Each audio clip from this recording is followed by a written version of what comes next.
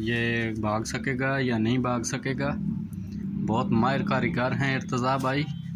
ये चेक करके दूर से ही देख के बता देते हैं कि किस तरह जो है कबूतर किस नस्ल का है, और ये कबूतरी है या कबूतर है ये भी बता देंगे। और माशाल्लाह बड़ी अच्छी तरह चेकिंग कर रहे हैं। ये